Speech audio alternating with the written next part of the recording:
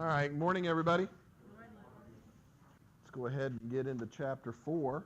So today we're going to start talking about how we talk about organic chemistry. We're going to start talking about nomenclature, how we name things. And this is by far, I think, one of the easier things at this level. But as you progress in your education, it becomes tougher and tougher, and that's why when you look at a lot of papers, they actually say compound 12. When you start putting more and more functional groups into a molecule, giving it a systematic name is more difficult to do, and so we actually have computer algorithms that do it for us. But we're going to stick with hydrocarbons today. So we're going to talk about alkanes and cycloalkanes. We're going to figure out what they are, why they're useful. How do we evaluate the fuel value of a hydrocarbon, right? I mean, hydrocarbon is where we get most of our energy. And how do we determine whether or not something is a good fuel? We'll talk a little bit about that. We'll talk about how we determine the various isomers of alkanes, at least for small numbers of carbons. And then, again, we're going to get into this nomenclature rule. So how do we convert a structure to a name? And many of you are probably familiar living down here in the coastal region with things that look like this, right? These are plants that are used to develop hydrocarbons into fuels and other feedstocks.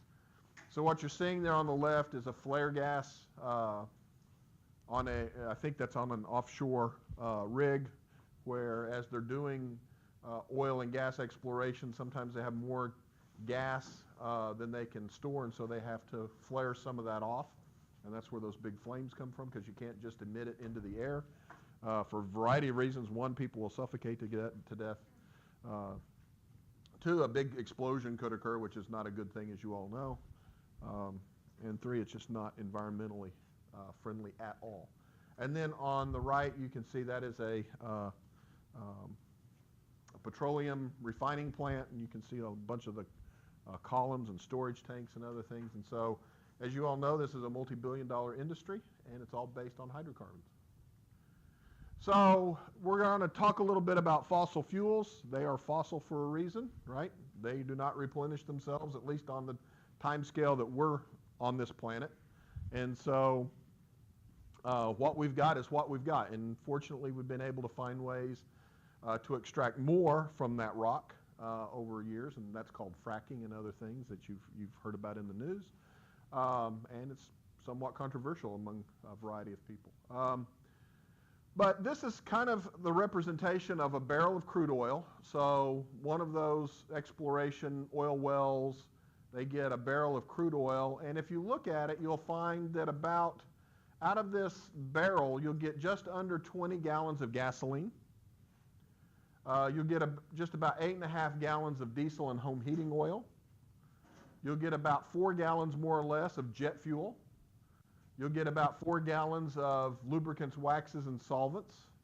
You'll get about 3 gallons of what's known as boiler oil. About 1.3 gallons of asphalt and road oil. Think about how much asphalt and road oil are actually used in a mile of road. Right. And you're only getting 1.3 gallons of that per barrel of crude oil. So how many barrels of crude oil had to be harvested, so to speak, to lay a mile of road? Well, I don't know the answer to that, but I know it's a lot, right?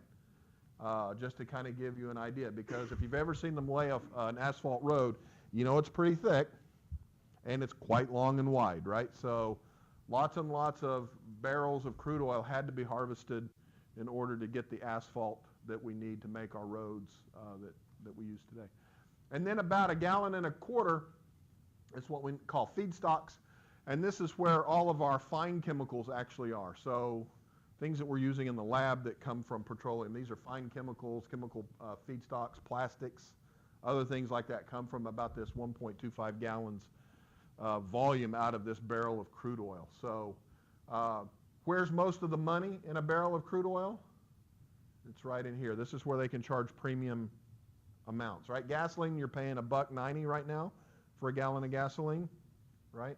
So $1.90 times 19.7, it's not a huge profit maker. It does make a profit, don't get me wrong. There is a profit. But your big dollars come from these fine chemicals up here because they can charge lots and lots of money for them. So gasoline typically is a mixture. Not typically, it is a mixture of hydrocarbons. And it ranges from pentanes to dodecanes. Kerosene has anywhere from 12 to 16 carbons. And diesel fuel, you'll notice, is very similar to kerosene.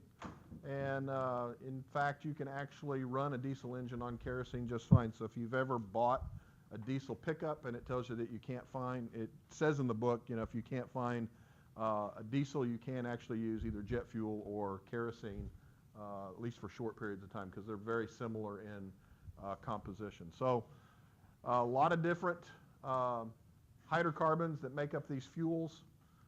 And you've probably heard of like summer blends and winter blends of gasoline. The gasoline that you buy in the summer is not the same gasoline that you buy in the winter. They actually have different ratios so that your car will actually start. If you use summer gas in the winter, not so much down here, but if you use summer gas in the winter, like say up in Minnesota, your car won't start.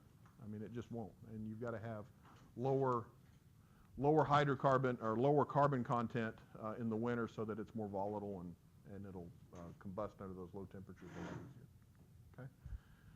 So this is kind of what one of those columns in that first picture that we saw, right?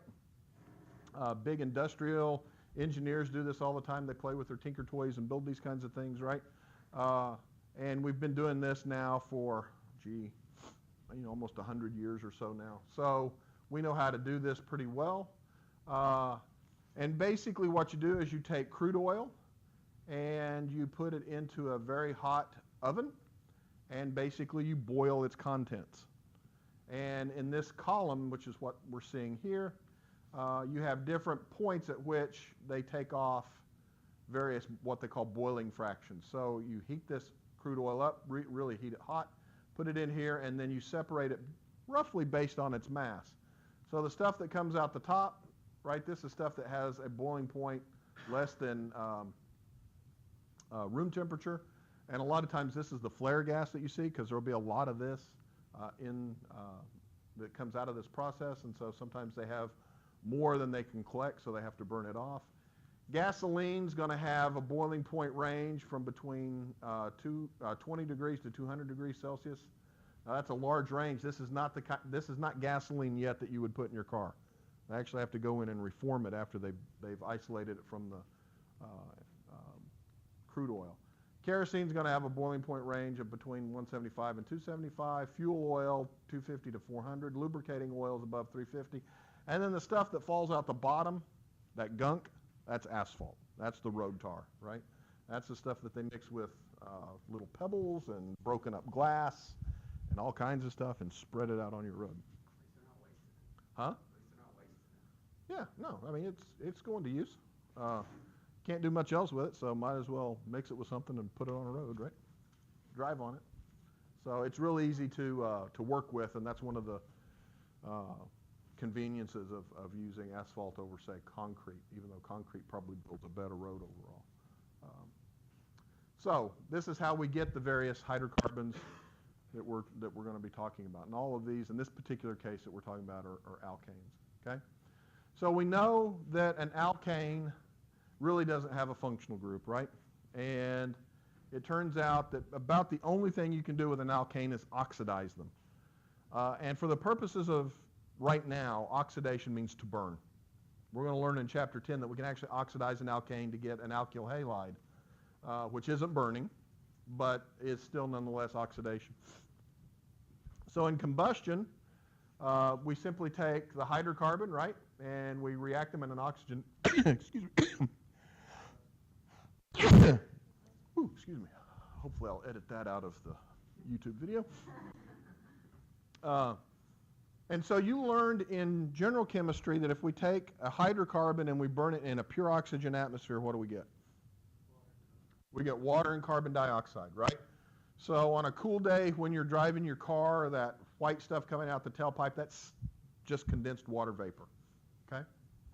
And so that's what you get if you have complete combustion in a pure oxygen atmosphere. Is that how your car runs?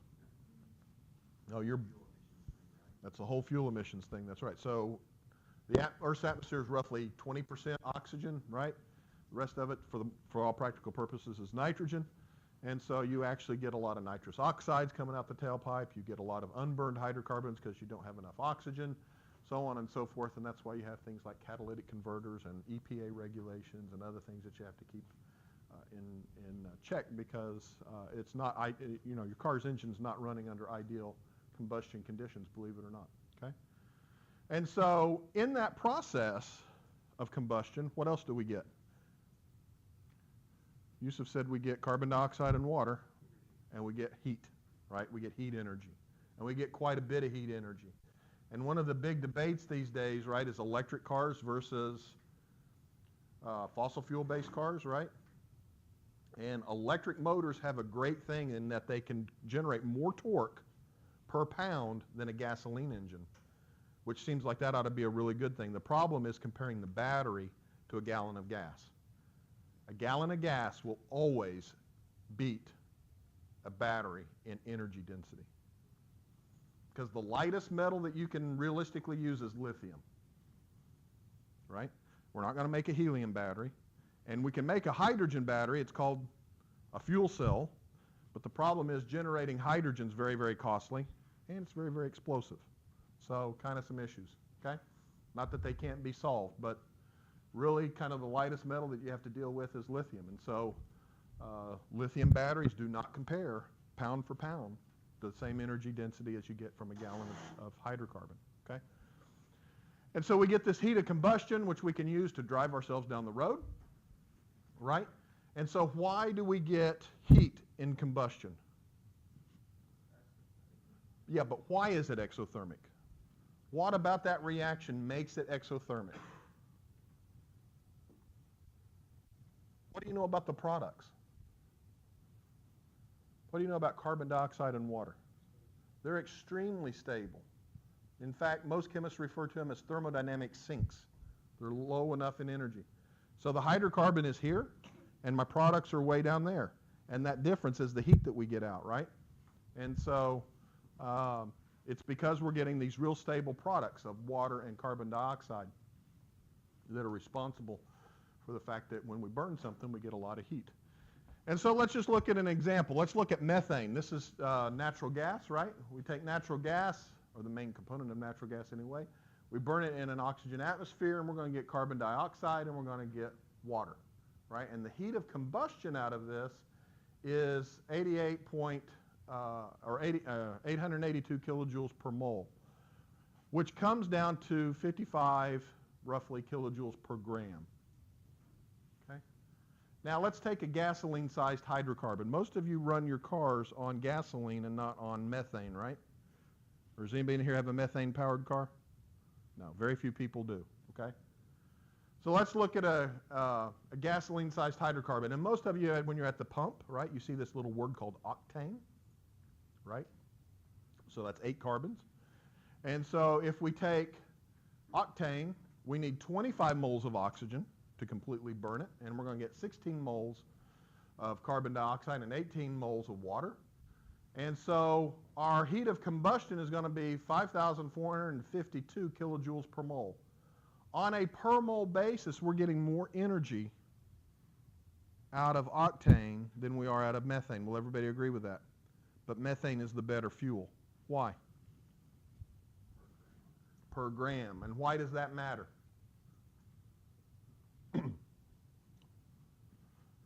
Think about being in a rocket ship and you want to go to the moon. Why does the per gram matter? Okay? So, if you've ever seen the picture of the Saturn V moon rocket launching, that first stage was the biggest part of it, and it lasted 2 minutes, right? It had to move. The reason that first stage was so huge is because it had to move not only the spacecraft, right, but all the fuel, right? And so you want to have something that gives you a lot of energy per unit of mass, okay?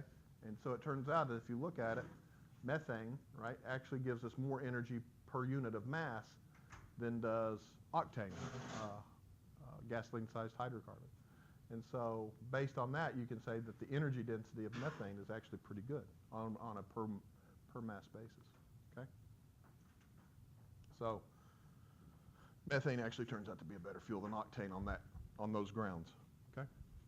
Now there are other things that go into why we don't drive methane-powered cars all the time, but those are engineering problems, not chemical problems, okay? So let's do a quick concept test. How many grams of water are obtained when we completely combust 1 mole of octane?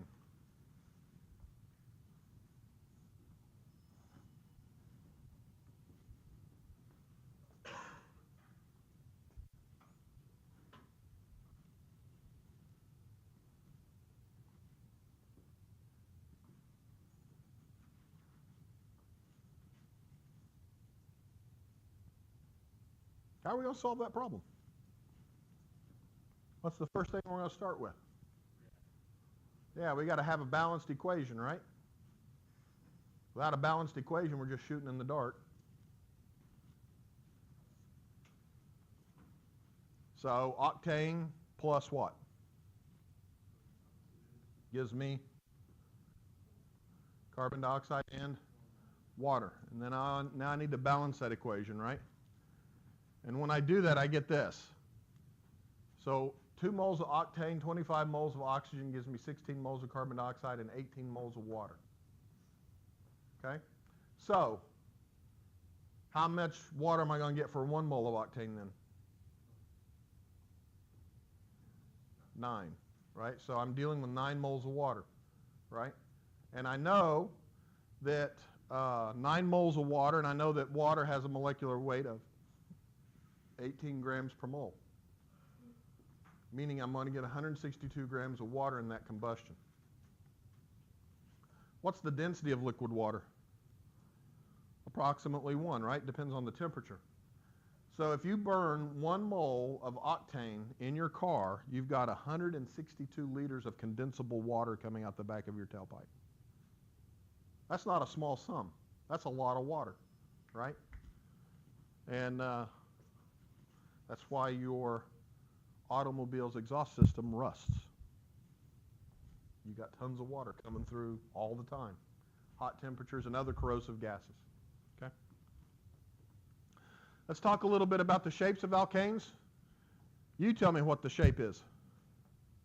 What's the shape of an alkane at each carbon? Tetrahedral, right? So basically, we're going to put together a bunch of tetrahedra, and when we do that, we get a zigzag geometry. So let's just draw a pentane, right? And yet we call that straight chain pentane. Why do we call that straight chain pentane? There is no branching, that's true. It does zigzag, though. That ain't straight, right? That's as straight as it can possibly be. Yeah, well, it gets the name straight chain because when I write out the condensed formula,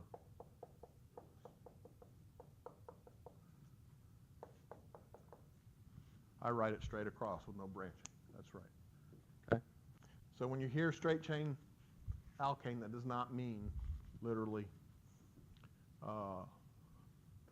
that all the carbons are linear. They're not. They are zigzagged, right? And so if we look at propane, we kind of have this V shape, butane, pentane, right? And you can see in each case we have, when we write it out with the actual symbols in the condensed formula, we get this straight arrangement of all the atoms. And so that only tells part of the story. Okay? There are multiple types of carbon in an alkane. We've already talked about this. We have primary carbons, secondary carbons, tertiary carbons, and quaternary carbons, right? And they can all be in an alkane. And so you need to be able to identify a primary carbon from a quaternary and tertiary and secondary carbon, right? What distinguishes a primary from a secondary? That's right. So a secondary carbon will be bound to 2 other carbons. A quaternary carbon will be bound to 4 other carbons, right? And so we can have multiple carbon types within an alkane. And that's actually what the reforming process at the gas plant, what the gasoline plant does. They take that crude gasoline that they get, straight run gasoline as they call it, they reform it and it branches it out so that you get more tertiary carbons, I believe, actually. Okay? And it's kind of important because if you have straight chain gasoline, your car runs horribly bad. N-octane is actually one of the worst fuels you can have. Your engine would knock and it would try to tear itself apart. Okay? And so they actually reform the gasoline to rearrange how the carbons are connected. Okay? Now, we can also have different types of hydrogen atoms. We can have a primary hydrogen. That is a hydrogen atom attached to a primary carbon. We can have a secondary hydrogen, and we can have a tertiary hydrogen. But we can never have a quaternary hydrogen because that carbon already has its octet fulfilled, right? It's got its 4 valences. Putting a hydrogen on it would be a big no-no, right? So methyl groups, CH3s, are all primary, right? You can see the secondary hydrogens here, which we call a methylene group. So we have a methyl, a methylene, and a methine, okay? A tertiary hydrogen is known as a methine. So we have methyl, methylene, and methine, okay? Now, we know that as we add more and more carbons to our hydrocarbon soup, right, we can make more and more constitutional isomers. And so this is where your model kits are going to start coming in. And next week, we're going to start playing with our model kits more. So make sure you bring your model kits to class, okay? But if I was to ask you on an exam, give me the constitutional isomers for an alkane, always start with the straight chain. It's just the easiest, okay? Draw out the straight chain and then look at it. Is there some other way to do it? I'm sure there is. But starting with the straight chain makes the most sense to me. So let's start with pentane, 5 carbons. How many different ways can I rearrange those carbon atoms to get new molecules that are unique? What can I move?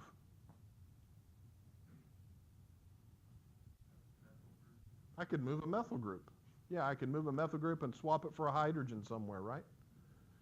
And so if we look at this, I've got my pentane molecule over here in the straight chain format, and I've given it some color coding. So I've color coded this methyl group kind of as Pepto-Bismol. This hydrogen is yellow, this hydrogen is green, so we can clearly see what's going on, okay? It's just for effect, okay? There's really no Pepto-Bismol colored methyl groups, okay? So what am I switching to go from the straight chain alkane to this branched alkane that you see on the right?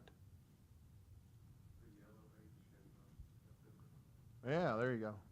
So I'm taking my methyl group and my hydrogen, my yellow hydrogen, and I'm switching their positions, right? And in doing so, I'm getting this connectivity, which I think just by inspection you will agree is very different than how the straight chain is connected, right? So did we change the types of carbon? What types of carbon did we have on the left? We had secondary and primary. Now what do we have? We have primary, secondary, and tertiary, right? Is there anything else I could do? What else could I do?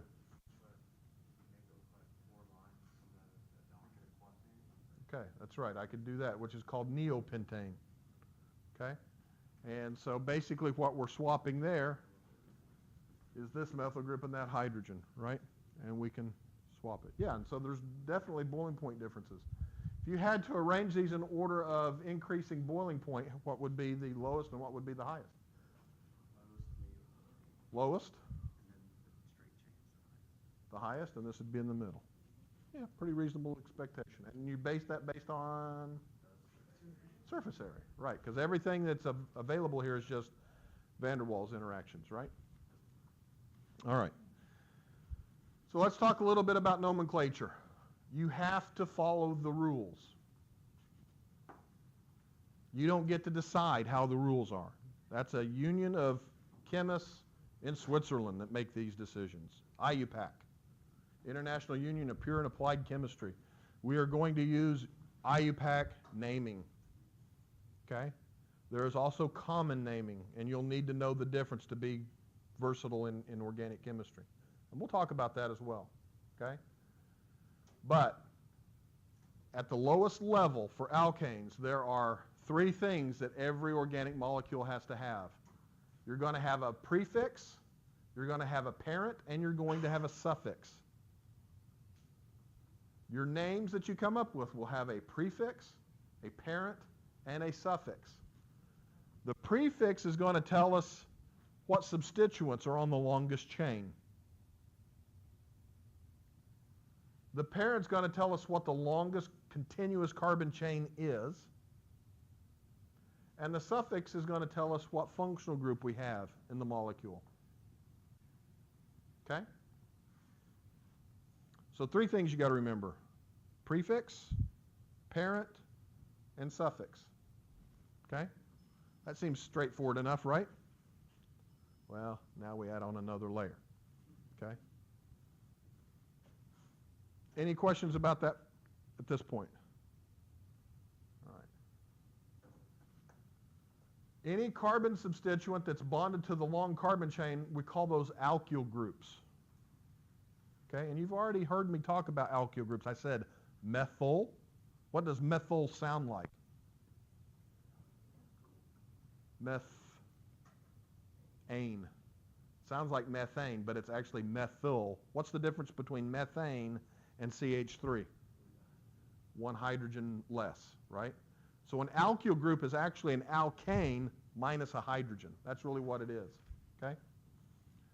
And so to name an alkyl group, you'll always take whatever the alkane name would be for that and just drop the A and E suffix and add -il, okay? So CH3, CH2 is a ethyl group, okay? CH3 is a methyl group. 3 carbons would be a propyl group, okay, for example. Okay. So if we look at this molecule, you can see that in green is my longest parent chain. Now, don't get confused. It doesn't always read directly from left to right or right to left. It can go any direction. What do I mean by longest continuous chain? Longest is pretty obvious, right? Number of carbons. What do I mean by continuous? All right.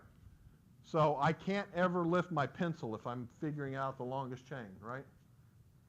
So I can't go, oh, well, there, and I'll come back here. That wouldn't be continuous anymore, right? So if I look at this, I've got 1, 2, 3, 4. If I go that way, 1, 2, 3, 4, 5, 6, 7, 8.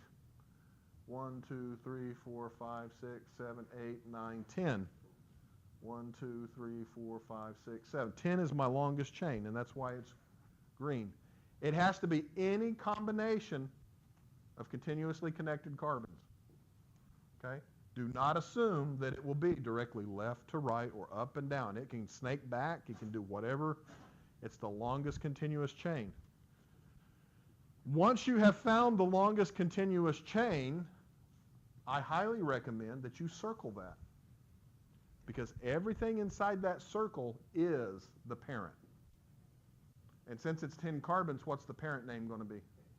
Decane. Okay, so this is a decane derivative. Everything that is outside of that circle that we just drew is a substituent. Okay, and in this case, CH3CH2, so that looks like ethane minus a hydrogen. That's an ethyl group. Our yellow one here is CH3. That looks like methane minus a hydrogen. It is a methyl group. Okay, so we have some type of methyl ethyl decane. Now, if I told Aubrey, go to the board and draw ethyl methyl decane, is that enough? Why is it not enough? Yeah, he doesn't know exactly where to put the methyl, and he doesn't know exactly where to put the ethyl. So we're going to have a way of numbering that longest chain so that we can systematically tell Aubrey when he goes to the board where to put the methyl and where to put the ethyl, right? We've got to be able to do that. And that's where it gets kind of tough for a lot of people, okay? Now, if we're looking at a propyl group, I have 2 different flavors of hydrogen that I can remove, right? primary, good old-fashioned vanilla, or I can remove a secondary hydrogen, which is my favorite, strawberry, all right? So you can remove either type of hydrogen. And when we connect that to a longest chain, it's not the same thing, right? If I imagine having a really long chain, that is clearly different than that, just by looking at it, right? This would be an N-propyl group for normal, whatever that means. And this would be isopropyl for the isomer, right? Isopropyl alcohol, that's exactly right. So where's the OH on isopropyl alcohol? The primary carbon or the secondary carbon? The secondary carbon, yeah. Learn something new every day, that's right. So we can have a propyl group and we can have an isopropyl group. And you can imagine as we add more carbons, you can have all kinds of different groups, okay? And so it can get tricky. All right, so let's go through the rules. The first thing that you're always going to do when given a structure is you're going to identify the parent chain, okay? And if we look at this particular set of carbons, we go through and we figure out what the longest is, right? And so here it's 8, and it goes from left to right out of convenience here, and notice it's been circled. Any way else that we try to find the longest chain, we're going to come up with less than 8 in this example, okay? So the one on the left is the correct way, okay? And notice there's multiple ways in which that could be drawn, and it's really all the same thing. And why can I have multiple ways to draw this? I don't really have isomers there.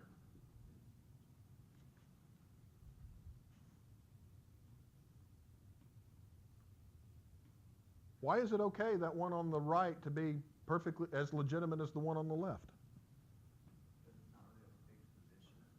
That's right. And why is it in a fixed position?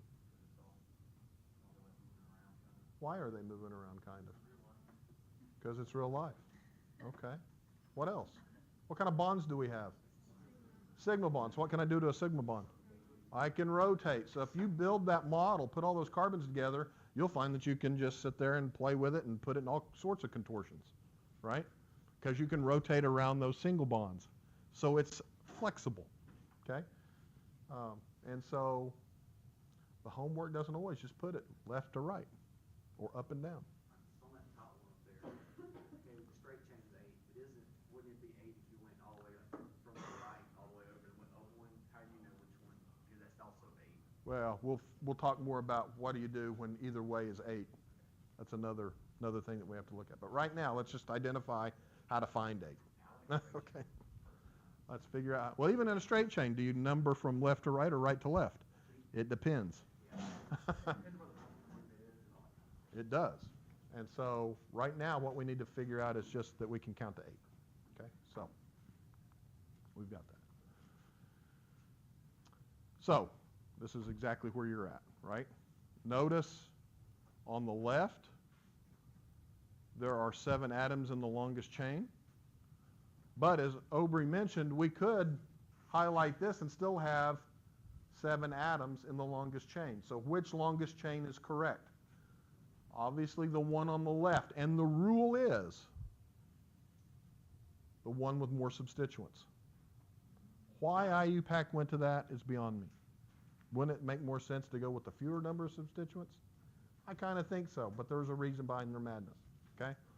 And so if you have a situation where you can draw or circle multiple longest continuous chains, right, 7 and 7, this one's going to be incorrect because it actually has the least number of substituents. You're always going to pick the longest chain with the most number of substituents in that situation. Okay? Does that make sense? All right.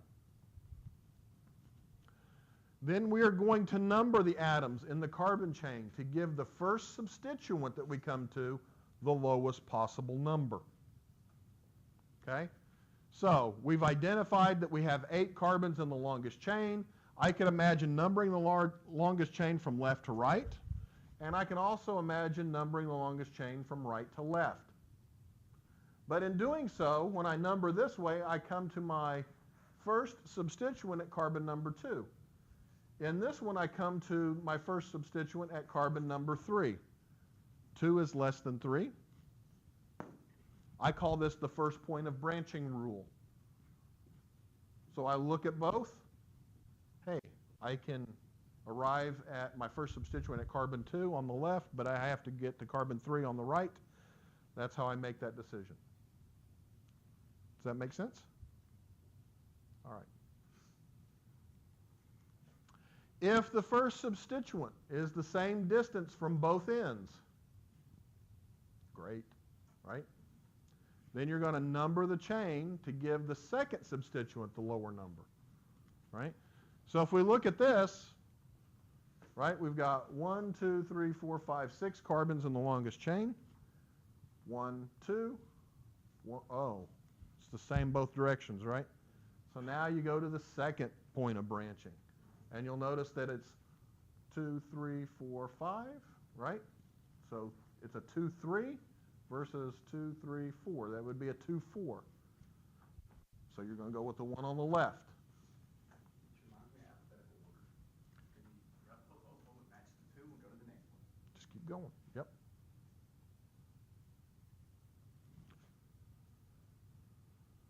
And when you have numbering a carbon chain that results in the same numbers from either end of the chain, you're going to assign the lower number alphabetically to the first substituent. Okay? So you see that the numbers 3, 5, 3, 5 in both numbering systems, right?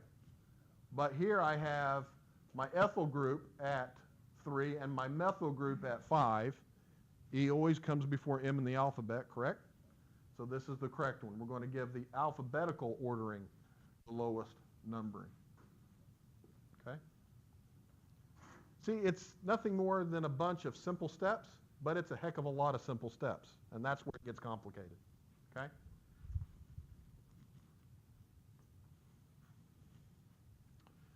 Once you have everything numbered, then you're going to name the substituents. And you're going to name those substituents, at least for alkanes, as alkyl groups. So every carbon is going to belong to one and only one thing. It can either belong to the longest chain or to a substituent. It cannot belong to both. If it belongs to both, you have not identified the correct longest chain. Okay? And that's why I like to circle the longest chain, because once I have it, that takes care of all those carbons. And I know they have to belong to the longest parent chain. Okay? So we have 8 carbons, so my parent is going to be an octane parent, right? Or an oct parent with an ane suffix because it's an alkane. I've got a methyl group here, a methyl group there, and an ethyl group, right? So I've got 2 methyl groups, an ethyl group, and an octane, right? So it has 3 substituents bonded to the longest carbon. Where are they located? 2, 5, and 6.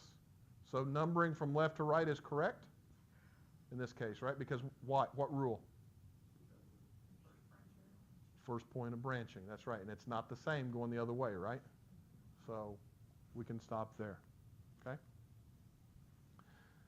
Now we're going to combine the substituent names and numbers. We're going to add that to the parent and the suffix, and we'll have an actual name. Now what you'll notice is that the substituents are alphabetical. E comes before M. Okay? So we have 2 methyl groups, so we're not going to call it methyl-methyl. We're going to say dimethyl, di meaning 2, right?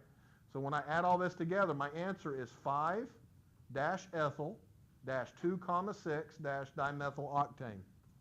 What does that name tell me? It tells me that I've got an octane parent.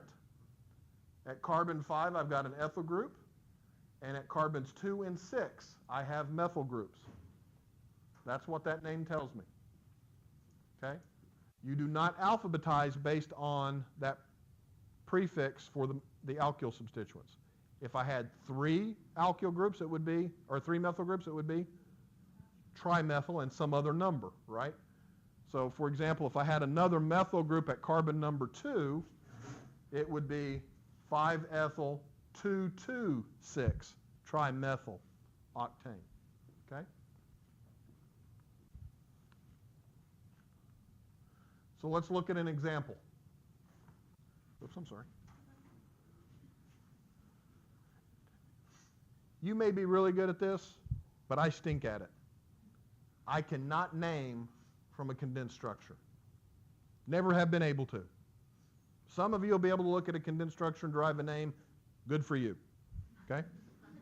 However, I look at that and it looks just like a mumble jumble of letters and numbers. I actually have to convert that into a bond line drawing so that I can actually draw my circle and I know what I'm dealing with. Otherwise, I get things confused. Okay? So I always take my condensed structure, if that's what I'm given, and I expand it out. And that's what the bond line structure for that condensed structure looks like. Right? And so now what do I need to do? Longest chain. What do you see up there?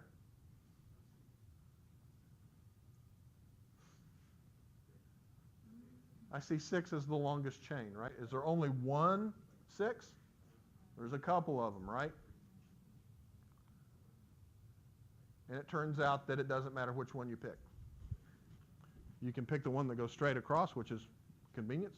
You could have also just as equally picked this 6-carbon chain, and you'll end up with the same name. Okay? Now, I've got the green numbering left to right. And if I assign a name based on that, what would it be?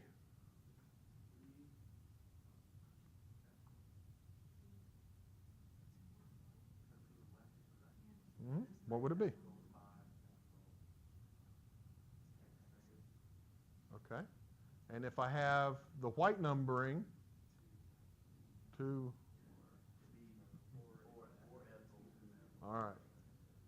And so I can actually derive both names, right? So the green name, if you will, would be 3-ethyl, 5-methyl hexane. And I could also have 4-ethyl, 2-methyl hexane. Now, which one's correct?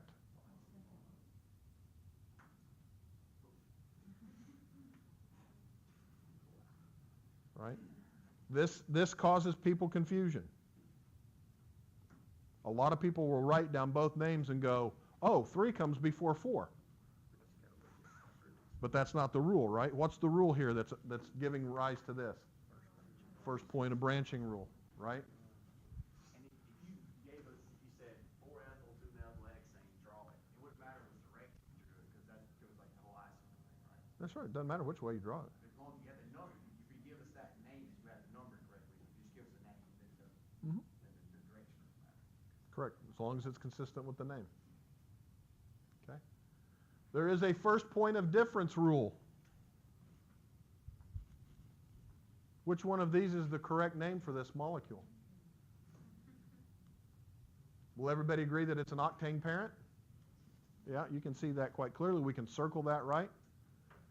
And notice all the alkyl groups are methyl groups, right? And there's 5 of them, so it's a pentamethyl octane derivative. And so here we have to decide how to number, right?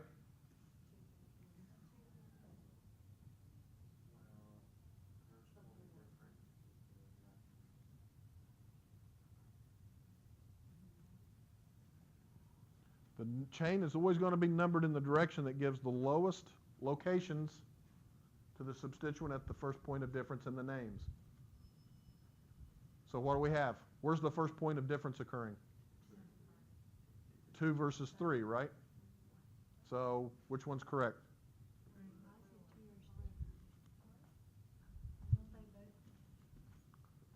This is where my first point of difference is, right? I can either have a 2-2 or a 3-3.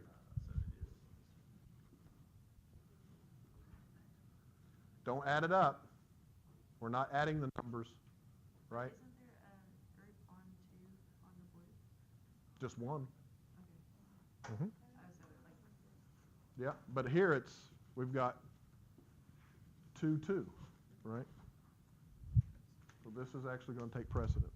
So we're going to try to give the lowest possible number to all of our substituents that we can at that first point of difference.